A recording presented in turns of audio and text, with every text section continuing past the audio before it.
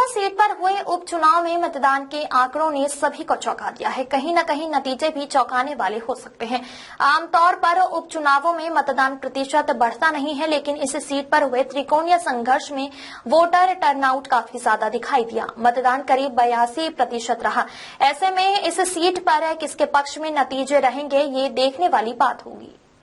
बहरहाल अंतः उपचुनाव के नतीजे तो 14 नवंबर को ही आएंगे, लेकिन उससे पहले हमने आपको समझने का प्रयास किया है आखिर ये नतीजा किसके पक्ष में रहने वाला है। चुनावी गणित को लेकर यह सीधे तौर पर बीजेपी और कांग्रेस में टक्कर रहेगी। हालांकि बढ़े हुए मतदान प्रतिशत का कुछ हद तक फायदा नरेश मीणा को भी होगा। इसके बावजूद भी सीधा मुकाबला बीजेपी और कांग्रेस के बीच ही रहेगा। बीजेपी के वोटर्स ने सेंध लगाना आसान नहीं है।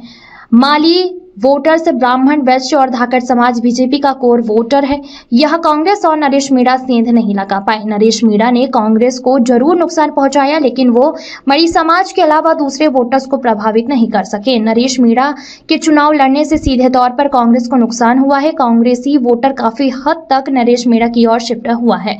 बढ़े हुए मतदान प्रतिशत को लेकर उन्होंने कहा है कि ये नरेश मीणा के लिए फायदेमंद हो सकता है। कांग्रेसी प्रत्याशी पर जो भ्रष्टाचार के आरोप लगाए गए उसको दोनों विपक्षी नेताओं ने मुद्दा बनाया। मुद्दों से ज्यादा कांग्रेस प्रत्याशी पर जो आरोप लगे थे वो अंत तक हावी रहे।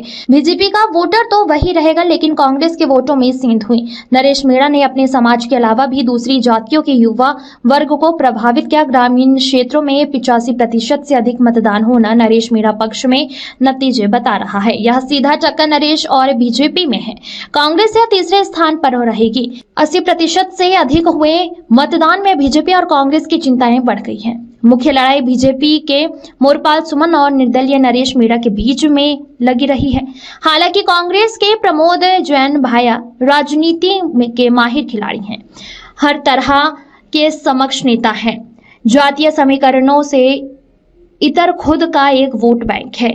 ऐसे में मुकाबला त्रिकोणीय ही समझा जाए।